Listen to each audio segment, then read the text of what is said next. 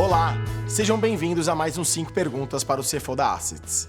No episódio de hoje, recebemos Daniel Slack, CFO Latam EM de Venezuela, da The Kraft Heinz Company. Vamos conhecer mais sobre a trajetória do Daniel e entender quais foram os desafios e aprendizados durante a carreira para se tornar o CFO regional de uma empresa de bens de consumo de grande porte. Não deixem de assistir. Eu sou engenheiro químico de formação, formado pela Poli. Comecei minha carreira estagiando na P&G. Foi uma experiência super bacana para ver uma empresa multinacional muito grande. Fui trabalhar na IGC, que é uma boutique de fusões e aquisições. Mudei completamente a minha carreira, né? E depois disso, depois de 4 anos fazendo isso, eu fui para a Kraft Heinz. Naquela época era só a Heinz, né? Mudei de país, fui para Pittsburgh, uma cidadezinha dos Estados Unidos. Passei 1 ano lá, depois 2 anos cá, depois mais 2 anos no Canadá, e hoje eu sou CFO da Kraft Heinz para a América Latina. Tenho responsabilidade por finanças, pela parte de TI, toda a parte de transformação digital e também pelo nosso negócio na Venezuela.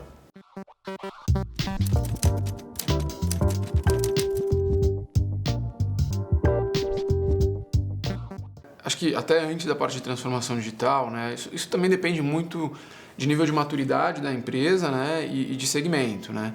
Por exemplo, no meu segmento, que é um segmento de bens de consumo, toda a parte de pricing, toda a parte de ajudar o comercial, promoção, isso é algo que cada vez mais vai ser necessário, né, à medida que tudo vai se profissionalizando e a curva vai seguindo. Agora, falando no contexto de transformação digital, eu acho que a gente cada vez mais vai precisar de gente que, seja versado em programação de alguma forma, né? Menos o CFO em si, mas a equipe de modo geral.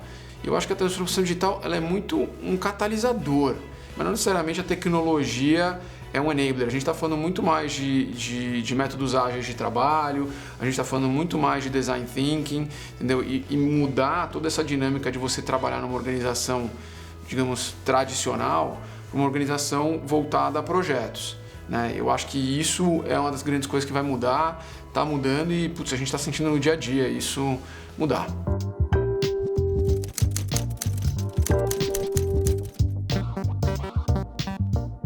Isso não é só para finanças, né?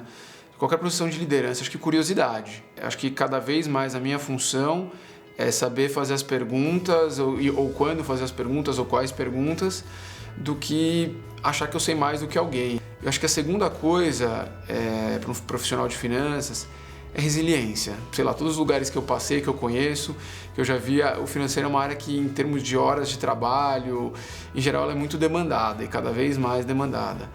E a terceira, eu acho que ela tem menos a ver com um financeiro, mas sim com o amadurecimento da liderança, é o que a gente chama de liderança indireta, né? Que é a influência. Porque cada vez mais você é menos, né? A pessoa é menos dona daquilo ali, tem a liderança de fato, e cada vez mais ela é uma liderança por influência. Então eu acho que esses 3 fatores são muito importantes para quem quer se tornar um líder, eu acho, ou uma líder de qualquer organização, de qualquer corporação.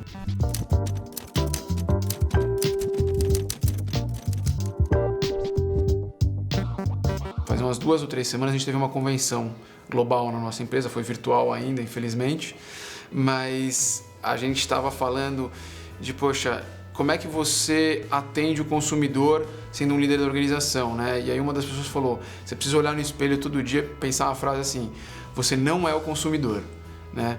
Então, para tentar te responder essa diferença do CFO regional para o CFO local, né? Não é que eu não sou consumidor, eu não sou o operador.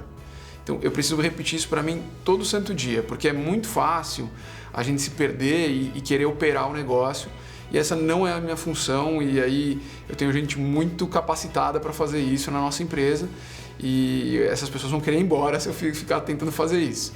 No fim do dia, a minha responsabilidade está muito mais voltada à parte estratégica, então eu penso sempre o que eu chamo de horizonte 2, horizonte 3, não horizonte 1, né? E nos guidelines, nos parâmetros de operação. Então, olha, até tal limite, vocês não precisam me envolver. A partir de tal limite, sei lá, de alguma coisa, às vezes até de curto prazo, olha, preciso saber. A nossa função não é dizer o caminho, né? A nossa função é tirar as pedras para que as pessoas possam trilhar o caminho que elas veem necessário. Eu acho que eu preciso minimamente dizer aonde a gente vai chegar ou em que direção a gente quer ir. Mas como a gente vai chegar lá, eu acho que isso já tá fora da minha atribuição.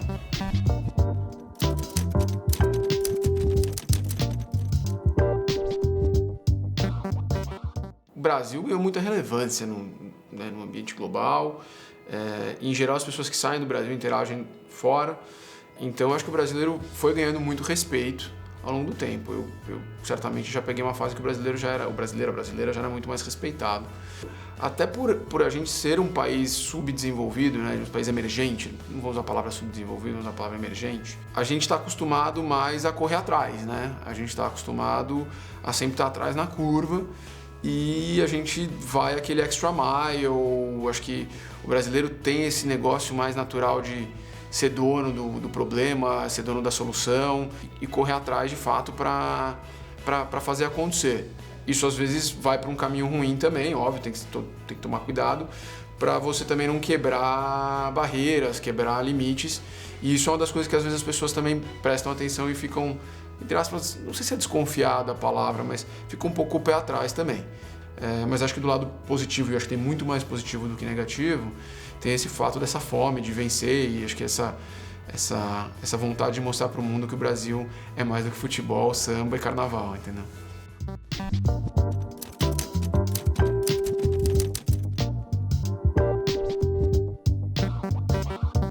Eu me tornei CFO com 26 anos, né? Se me perguntar se eu estava preparado para isso, claramente não. E ao longo do tempo eu fui amadurecendo, aprendendo e tomando muita porrada para chegar a isso.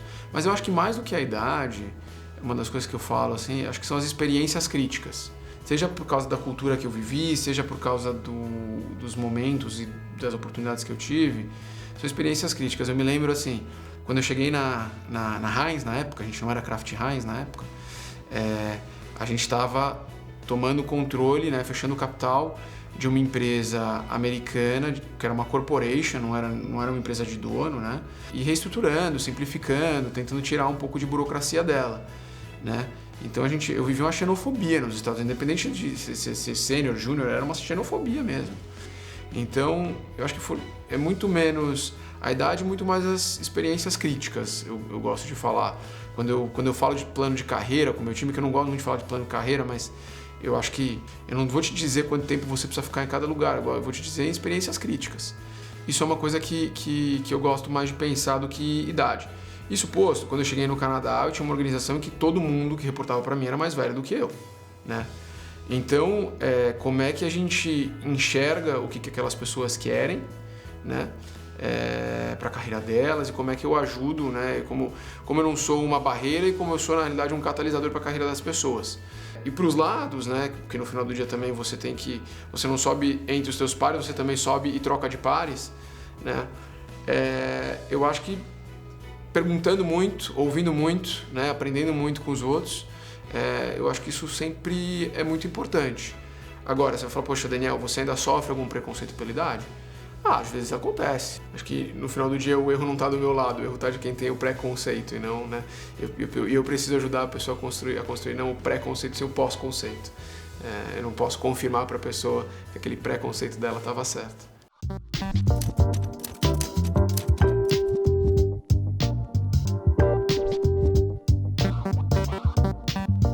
Cara, a frase que me inspira é uma frase que foi publicada no final de uma revista que hoje não existe mais, chamava Haworth Catalog. E ela fala mais ou menos assim, ela fala stay hungry, stay foolish. Ela está muito relacionada ao que eu falei de curiosidade, né? Eu acho que tem que estar curioso, tem que estar curiosa, tem que estar aberto, tem que estar aberta e tem que estar sempre com fome de fazer mais e de aprender mais e de deixar legado.